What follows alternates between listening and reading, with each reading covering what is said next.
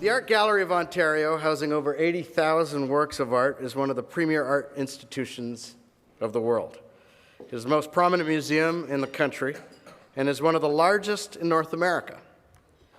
The AGO is well known for its extensive Canadian art collection, as well as its Renaissance and Baroque-era art, among other magnificent collections. In addition to its impressive repository, the AGO is immensely influential in the local and urban life of our city. In 2002, art collector Ken Thompson donated his 2,000-piece art collection to the gallery. The art gallery would have to undergo significant renovations to be able to house these works. And so from 2004 to 2008, Mr. Teitelbaum, as director and CEO since 1988, spearheaded this program. Since Mr. Teitelbaum joined the AGO in 1993 as chief curator, the gallery has added almost 60,000 new works of art to its permanent collection. Under his directorship, the AGO has become an icon and a centerpiece in the Canadian artistic community. When he spoke here in 2008, Mr. Teitelbaum said that a city as diverse as Toronto, there's nothing but great opportunity for museums to be a meeting place of values and of populations. He's absolutely right. The AGO is genuinely a testament to the creativity, inventiveness, and cultural awareness of our city. For those of you that know the gallery, it's more than just a gallery. There's places for families and for children to participate and to learn about creativity and of art and to bring people together. It is an icon in what was just another part of the city. It has become quite a monument in our urban landscape. Prior to joining the AGO, Mr. Teitelbaum held curatorial positions with the Institute of Contemporary Art in Boston, the Mendel Art Gallery in Saskatoon, and the London Regional Art Gallery. He has also taught at Harvard, York University, and the University of Western Ontario. Mr. Teitelbaum received the honor of the Chevalier des Arts et Lettres from the French government for his ongoing commitment and contribution to the arts. We're very fortunate to have him here again to speak to us regarding the AGO's transformation. Ladies and gentlemen, Mr. Matthew Teitelbaum.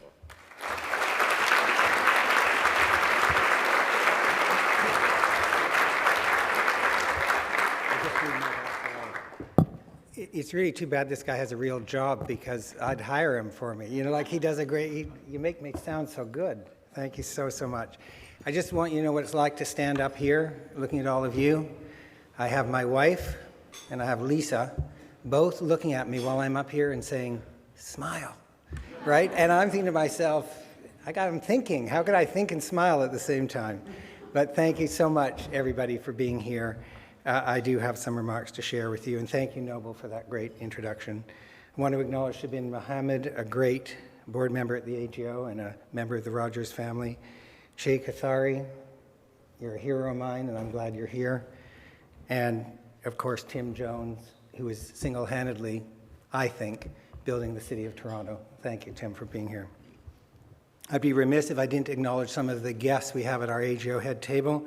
Stephen Davidson, our Deputy Minister of Tourism, Culture and Sport, and Christine Innes, Chief of Staff to the Minister of Tourism, Culture and Sport, Michael Chan.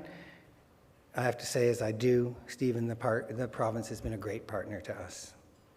I want to also acknowledge Adam Vaughan, Councillor Mary Fragadakis, and Gary Crawford, who are also sitting with my colleagues here today. And I want to thank you all for your extraordinary leadership on this year's budget that increased funding to the arts in our city. Thank you for that.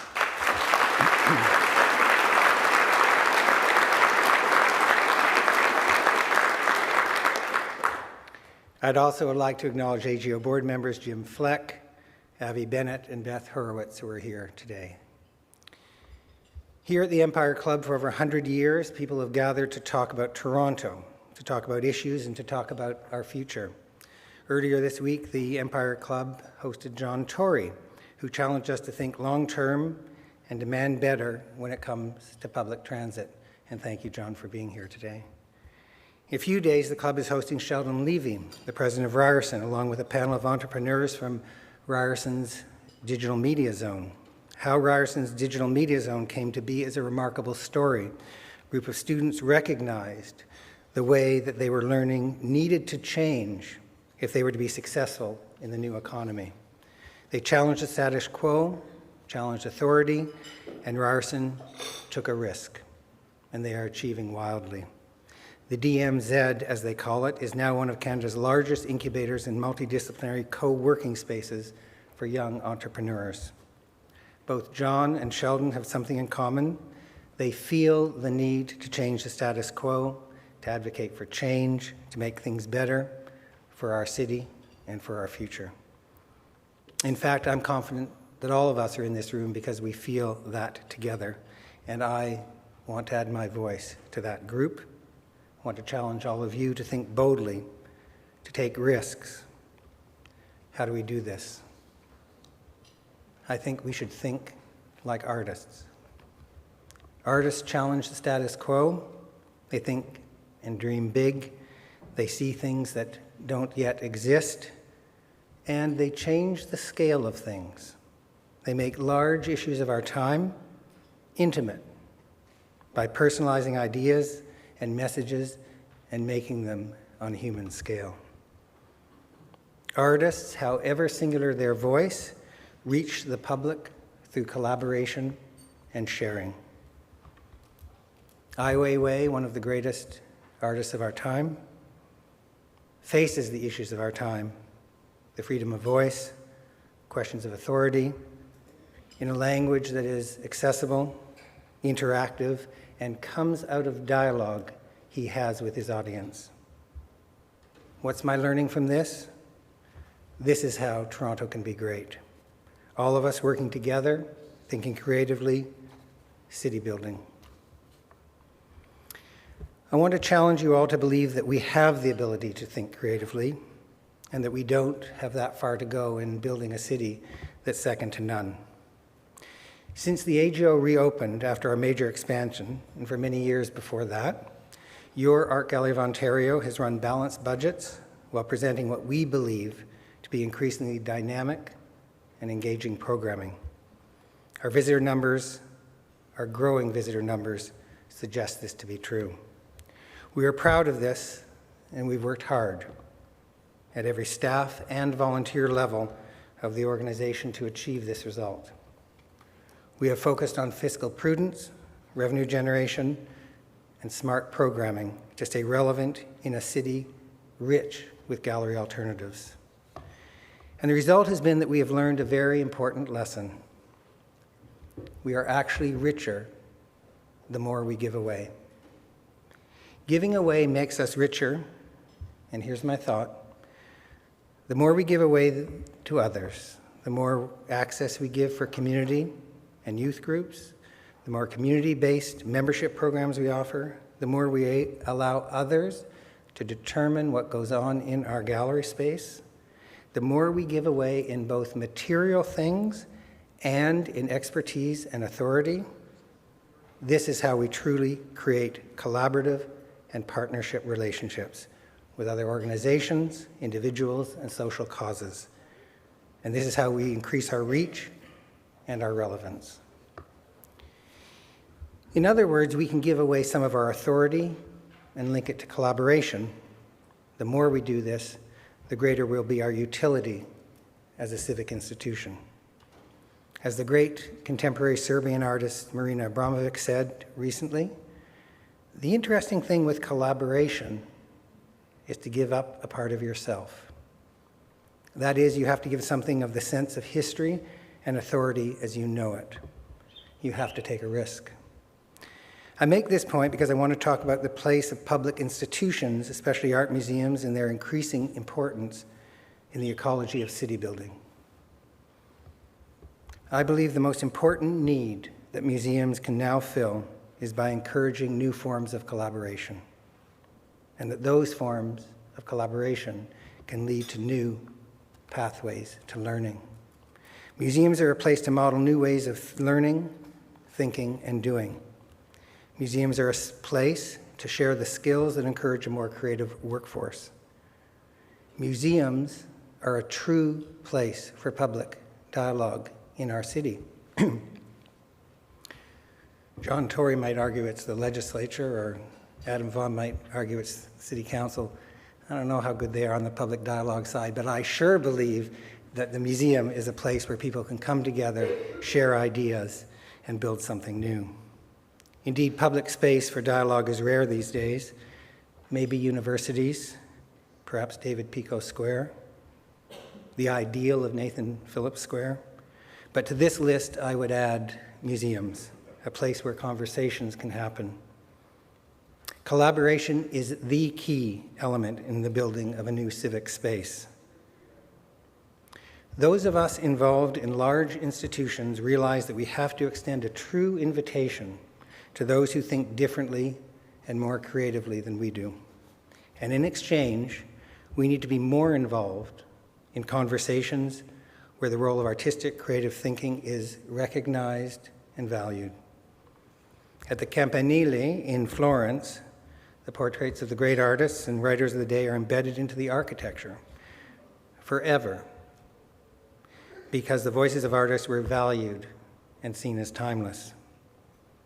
In every great city around the world, arts and cultural leaders must be engaged in urban planning, in urban vision building, and they must be recognized for doing so. Let me share a quote by the anthropologist Margaret Mead.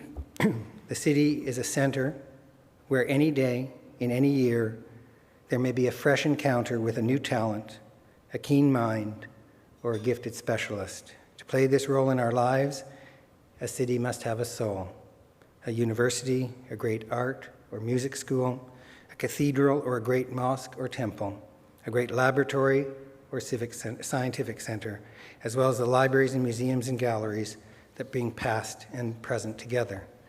A city must be a place where groups of women and men are seeking and developing the highest things they know. It's a wondrous definition of what a city could be. Even before Dr. Mead defined the city so well, Torontonians understood what she was talking about. The AGO was born in downtown Toronto because our founders understood the importance of art to the potential of a city. They were risk takers. James Maver, a Scottish immigrant to Toronto who was chair of the Department of Political Economy at the University of Toronto, was also a passionate believer in the accessibility of art for everyone. And George Reed. George Reed was a prominent Ontario artist who studied in Toronto, Philadelphia, and Paris. Starting in 1890, he taught at the Central Ontario School, now the Ontario College of Art and Design University. And then there was Sir Edmund Walker. In 1886, Edmund Walker became the general manager of the Canadian Bank of Commerce. He traveled the art world, traveled the world. He built an art collection. Together, these three, together with their friends Harriet Bolton Smith and her husband Goldwin Smith and Sarah Trumbull Warren and a number of others, decided to take a risk. In a town of cobblestone streets where the tallest building was just 11 stories high, where just over 200,000 people lived, there was room for an art gallery. Together, they founded the Art Gallery of Ontario because, as Sir Edmund said, simply every great city needs a great art gallery. The first exhibition was an international contemporary exhibition, Living Artists from Scotland. Risk-taking has never stopped for us. The catalyst for our last major renovation, which led to our reopening in 2008, was an extraordinary gift of art from the visionary collector and businessman Ken Thompson, forever in our hearts. Ken and the Thompson family donated some 2,000 works of art and an investment in our transformed building of $100 million, the largest single gift ever made to a Canadian cultural institution. Ken made the commitment because, as he said at our unveiling, I would like to see I can't do his accent, John, but you can conjure it up. I would like to see the AGO be at the center of Toronto's cultural life and become more universally recognized as an art institution of international stature. He encouraged us to think bigger and to engage with the world. We have always drawn together risk takers, we've drawn patrons, we've drawn citizens who have passion for cultivating the soul of this city. Cities become thriving population magnets because of commerce, but they become great because of a commitment to the spirit and the reality of creativity and art. Art, or the creative process more generally, allows both community leaders and citizens to think about things in new ways. It encourages advanced problem-solving skills. It encourages collaboration. It makes a case for thinking deeply about what the future can bring. Janet Cardiff and George Burris Miller, two incredibly important and wonderful Canadian artists, they don't show us their work just to show how things work, how the crazy scientists can put things together. They want us to think about the role of beauty in the world. Cities become great because of a belief that in celebrating art, a life force and a human value is affirmed as part of a community. Consider London, for example. 400 years ago, London was a gathering place for the farming trade, as well as a seat of monarchy and government. The concentration of wealth and trade were the perfect environment for the development and concentration of culture. Lord Chamberlain's theatre company, where Shakespeare worked for most of his career, was not only named after its sponsor, but it was the leading theatre company in town in 1600. With the invention of the printing press in the 18th century, the coffee house in London became a place of gathering, of debate, and a place to read the news. The kind of symbiosis between culture and commerce is still working in London, where it is no coincidence that Canary Wharf and the Tate Modern came into being within a few years of each other. Both are at manufacturing sites that had died in the 1980s and were both reborn at the cusp of the 21st century with the private sector's investment. In great cities, commerce can influence culture, commerce can invest in culture, and indeed to help create the ideal circumstances for culture to flourish. Thriving art and commerce drives tourism, attracts employees, and encourages creativity. For many years, this was an evident truth. And above all else, it drove the sense that things were possible. But this notion of the arts as a driver of the economy was really secondary to the notion of engines of productivity and established work ethics. I think now more than ever, it's important to us to think creatively and to bring new problem-solving skills into our economy. I think it is an imperative. Why? Because competitive economies don't just do things differently, they think about things differently. They reach out. They invite new forms of connecting. They are, as technology guru Don Tapscott says, inherently collaborative. In addressing new technologies and what they represent, he writes, quote, "The internet radically drops collaboration costs, which enables new approaches to global collaboration and problem solving. And by slashing transaction and collaboration costs, and here's the key point for me, the internet is changing the deep structure of most institutions. There is a place for deep collaboration in the invitation we must extend to the creative voices in building our cities, and not just in architecture, although that's crucially important. There is room for the engagement of the creative voice in the building of public transit. After all, public transit is not just about engineering the subway line. It is about connectedness at its very core. Connectedness to the roads above, to public amenities, to public space such as parks, and the combination of diverse transit systems complementing each other and seen as an integrated network. Artists get this in a profound way. They connect things by taking things apart and putting them together again. Why couldn't city planners learn from artists? The creative sector has a role in the creation, maintenance, and beautification of public space, such as parks, establishing the highest possible standards for the look and feel of our built environments. In fact, all of us have a role to play. Collaboration, simply put, makes things better. Consider when Jacqueline Kennedy Onassis and a group called the Municipal Art Society of New York joined together in the mid-1970s to save Grand Central Station. The station was a symbol of a city in decline. The roof leaked, ceiling paintings were covered with nicotine soot. She convinced the mayor and the media that it could once again be a symbol of what that city valued as beauty. It could restore pride within the municipality. All of those efforts required public engagement, public support, and philanthropy. Three crucial P's coming together to create beauty and civic pride. In Toronto, I think that there is already another level of engagement that can take us onwards. We're starting to make conscious decisions to involve art leaders and artists in conversation more often. Think of 401 Richmond over by Spadina. Margie Zeidler, architect, chief planner, and urban activist, renovated the former tin-making McDonald manufacturing building and recreated it as a place for businesses and artists to coexist. It is now home to more than 140 artists and entrepreneurs who work side by side, learning from each other every day. And because they have all varied connections and approaches to the idea of public and consumer, they have much to share. It's a diversified galaxy of workspaces as a cross-pollinating marketplace. In one of its most recent ventures, Artscape, under leadership of Tim Jones, developed Witchwood Barns, one of many of their initiatives.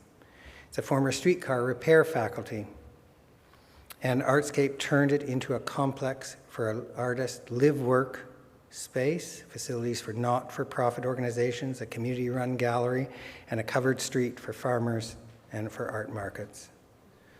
The Shaw Street project is another great example. Artscape acquired the Shaw Street School in 2010, thanks to a generous lead gift from the Michael Young Family Foundation. This magnificent structure, built in 1914, will spring back to life as Artscape Young Space in the fall of this year.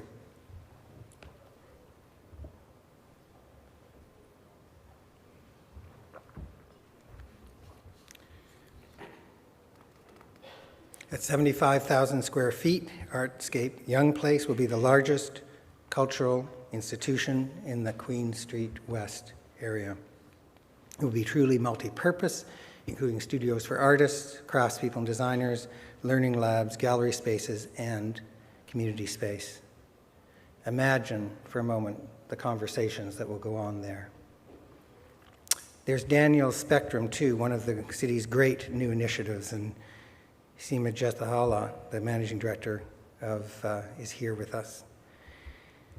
Formerly the Regent Park Arts and Cultural Center, Daniel Spectrum calls itself a platform for cultural exchange and collaboration. Here's a typical month in its new schedule: a forum for policy discussions, wine and beer pairing events, a Chinese play, a Black film festival, and a storing event for kids. The key ingredients in all these Toronto projects bring business and art together and creating a space for a public forum to exist. These projects broke the rules. They broke expectations.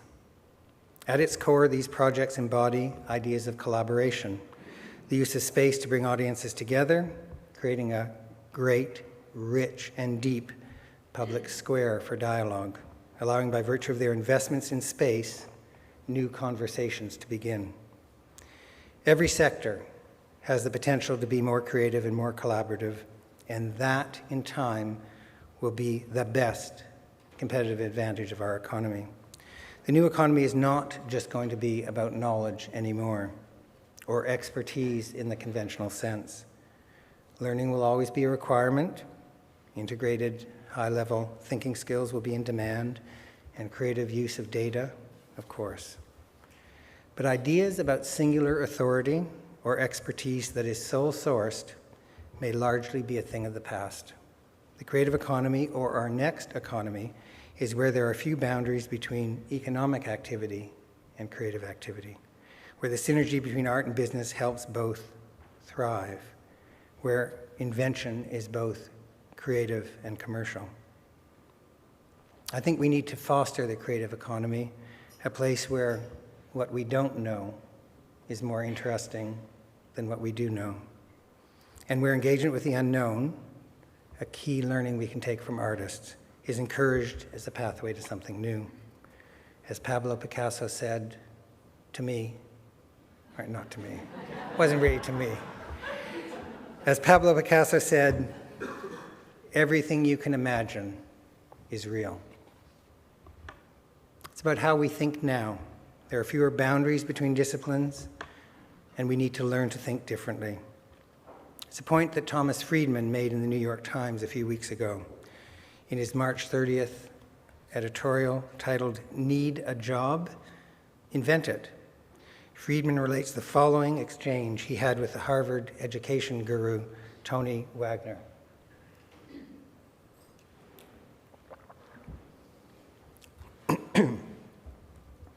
What, Friedman asks, do young people need to know today? Wagner's response: every young person will continue to need basic knowledge, of course, but they will need skills and motivation even more. Young people who are intrinsically motivated, curious, persistent, and willing to take risks will learn new skills and new knowledge continuously. They will be able to find new opportunities or create their own, a disposition that will be increasingly important as traditional careers disappear. So what should be the focus of education reform today, Friedman asks, and here is Wagner's reply. More than a century ago, we reinvented the one-room schoolhouse and created factory schools for the industrial economy. Reimagining schools for the 21st century must be our highest priority. We need to focus more on teaching the skill and will to learn and to make a difference, and to bring the three most powerful ingredients of intrinsic motivation into the classroom: play, passion, and purpose. And I'm sure if you ask the Rotman School students who are here today, they would agree. For me, this is a short jump to the place of the creative voice in the building of our cities. Engagement in the building of public transit, unity and beautification of public space such as parks, establishing the highest possible standards for the look and feel of our built neighborhoods. And you know well, we don't just learn about those things in the classroom. We learn by being exposed to different ideas, different ways of thinking. Fortune 500 companies and companies like Apple use arts-related learning as part of the professional development and leadership of their teams. In fact, more than 350 of the top Fortune 500 employ arts-based learning in workshops, consultancies, coaching, and lectures.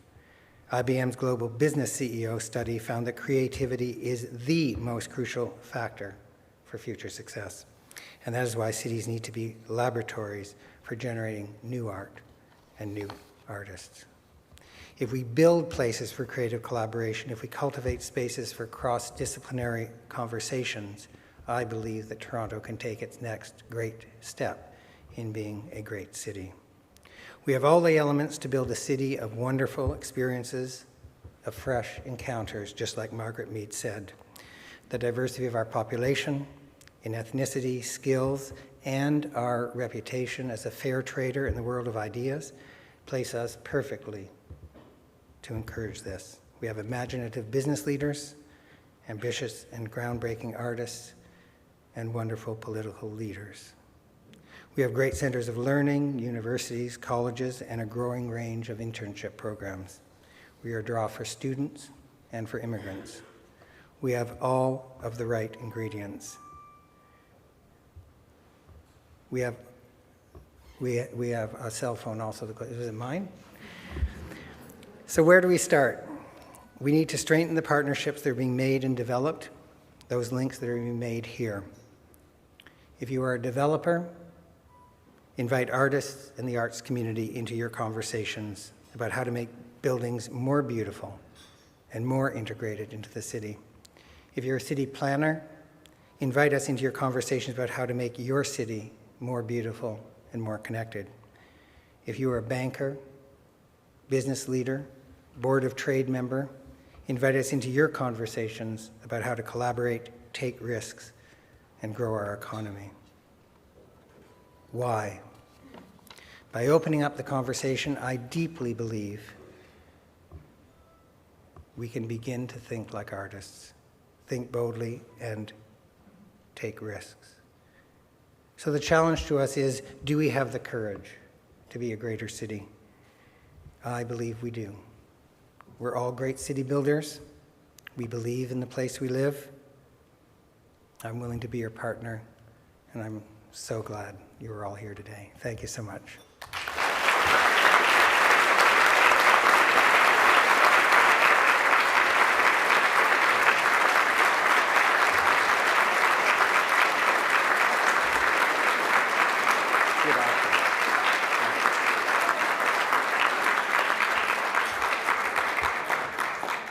Thank you, Matthew.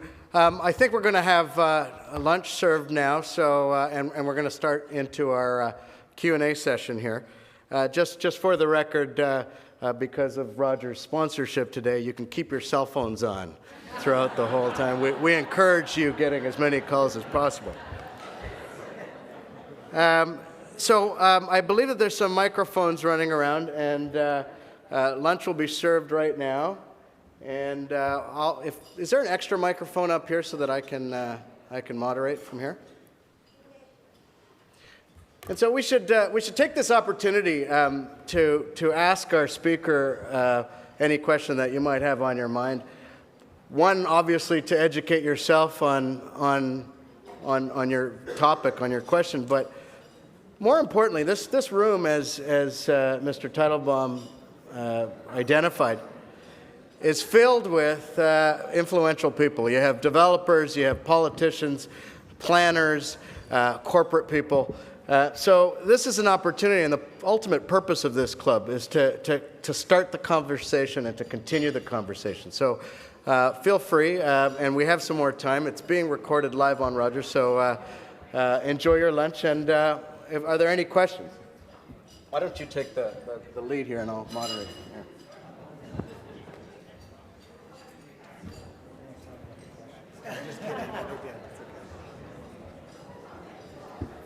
Do we have any questions? Councillor Vaughan. Hold on, I'd like a vote on how many people think that Councillor Vaughan should be allowed to ask me a question. I haven't done it professionally for a while, so I may be rusty. But as the local councillor who is facilitating and overseeing the proposal by David Mervish to build a substantial contribution to the cultural community with his art collection becoming a gallery, but also with the equally challenging proposal of a Gehry building, which you've had to steer one through the city, which is also a very challenging prospect with its height and density. I was curious as to what your thoughts were and how the city should respond to what is a challenging and astonishing but a substantial opportunity for culture and for change in the downtown core.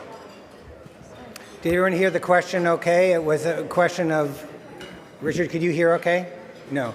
The question was, David Mervish is doing this extraordinary project on King Street. It's got great opportunities, perhaps some challenges. What do I think about it? Is that more or less what? Okay. So my view is that if David Mervish's art collection can become part of the fabric of our city, that's an extraordinary moment for us all to celebrate. My view is if we can get another Frank Gehry building in our community, and those of you who know me know that I feel he's the greatest architect of our time, then I think that's a great thing. What I assume that the councillor and his colleagues are working through is how do you invite that density and make it work in terms of the infrastructure of the city. That's a big challenge. You've got to get it right. Where it ends up, believe me, I don't know. But on balance, I would love to sit in the AGO, look out my window, and see three great Frank Gehry towers. I would love to know I could walk 3 blocks from the AGO and see one of the great modern collections of art in our country.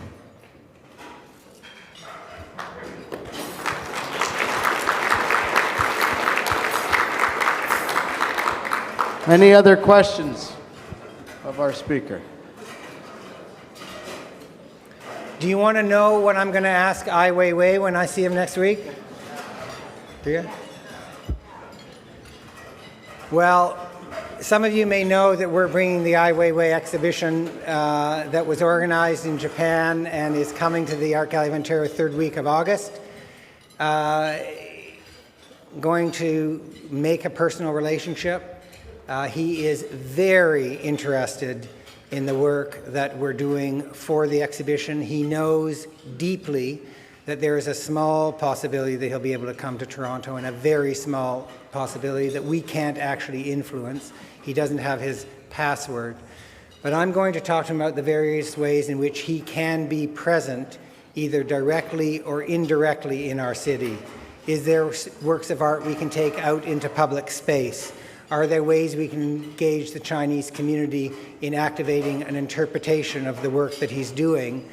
And is there a way that we can bring his voice into the space? And we know that he wants to be engaged with this question because it is an aching disappointment that he can't see the exhibition where it is, and he is very, very interested in Toronto. We know that the proximity to Chinatown, the notion of new Asian communities interests him a great deal. And so we're working our very best to find the ways to make as real a connection as possible. For those of you who do have occasion to come to the AGO in the next number of months, we do have one of his works up on view in the Fleck Family Gallery, and we are on a continuous loop showing the wonderful documentary that was made recently about Ai Weiwei. So I encourage you on a quiet weekend to just make your way down and spend some time there. We have a question over here, table 13.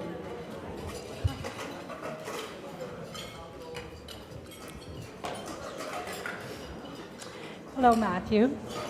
My question is about the fact that we are on the border, on the shore of one of the Great Lakes of Canada, and yet it's not very much expressed in our city. Behind you, there is a mural which references the lakes, but in most ways, we are not aware of it.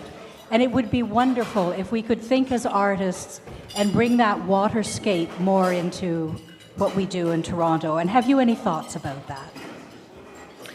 I have, did everyone hear the question? The question is, how do we activate our relationship with other cities and the location of us being on the Great Lakes, and why, in a sense, is that invisible to us?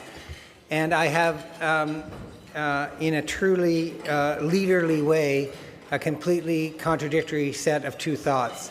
One thought is we are organizing what I think will be a pretty interesting and provocative exhibition on the work of Anishinaabe artists, First Nations artists, all of whom lived around the Great Lakes. And that will come up in about 18 months. And we're using that as a way to talk about place in the way that you've described, very much through the lens of First Peoples. That said, I think the great challenge for the Art Gallery of Ontario is to position itself truly as an international institution in dialogue with countries far and wide who implicate themselves in the populations in Toronto. So in that sense, I'm not as circumscribed by the notion of precise location. I think if you talk to, I'll do this terrible thing. If you talk to my two kids, 19 and 22, their sense of location is very different than mine. Their sense of location is about how they connect through technology to similar thinkings around the world, and how do they make those connections. So when I think of programming for the Art Gallery of Ontario, I'm trying to find the real space equivalent of that, which may not always be about this specific location. Question at table number 8. Hello, I'm Marie Lalonde. I'm with the Ontario Museum Association, and of course I wanted to underline for everyone that today we build on International Museum Day, which is May 18th, and we invite everyone to indeed celebrate and visit and include museums on your agenda for the upcoming long weekend, etc. Our 600 museums, heritage sites, and art museums will be opening their doors and launching the summer season. And I want to especially thank the AGO for the leadership that it is showing to all of our cultural institutions across the province. Thank you. That's nice of you. Thank you. Thank you. Thank you. Anyone else have a question or comment? Well, we will wrap it up now. And the head table is open, so if you had a private conversation that you'd like to have with Mr. Teitelbaum, please come up. I'd like to ask Verity Sylvester, past president of the Empire Club, to formally thank our speaker. Please bear with us because we're filming this for television.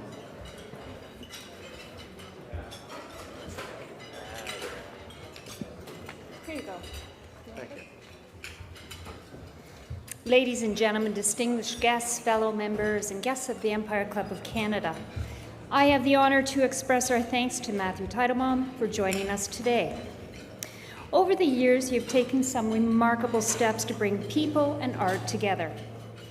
I recently read an article where you stated, exceptional art needs to emanate beauty or a sense of pleasure, and at the same time empowers one to think differently about the world.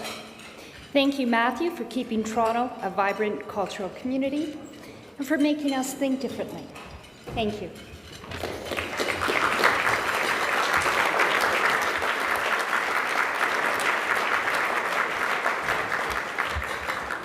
Thank you, Verity.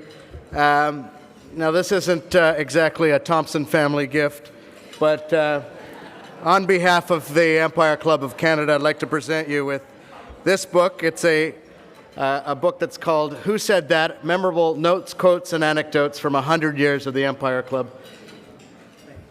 Thank you.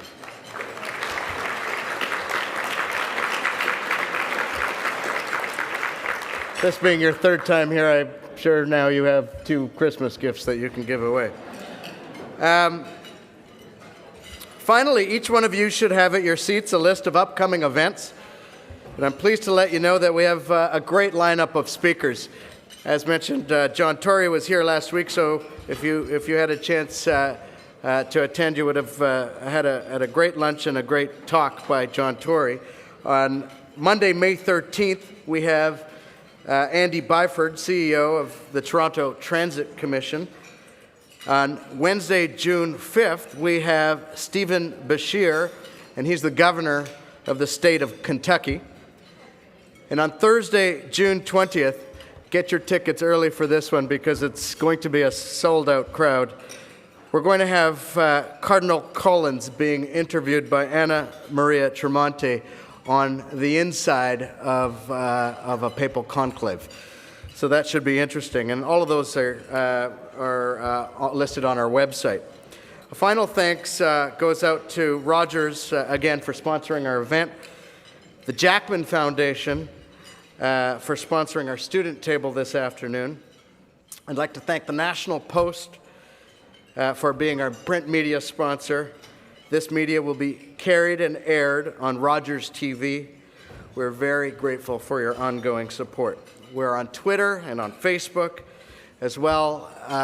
We have membership available to our club, and it's on our website at empireclub.org. Ladies and gentlemen, thank you for coming. Enjoy the rest of your lunch. We look forward to seeing you again. This meeting of the Empire Club of Canada is now adjourned.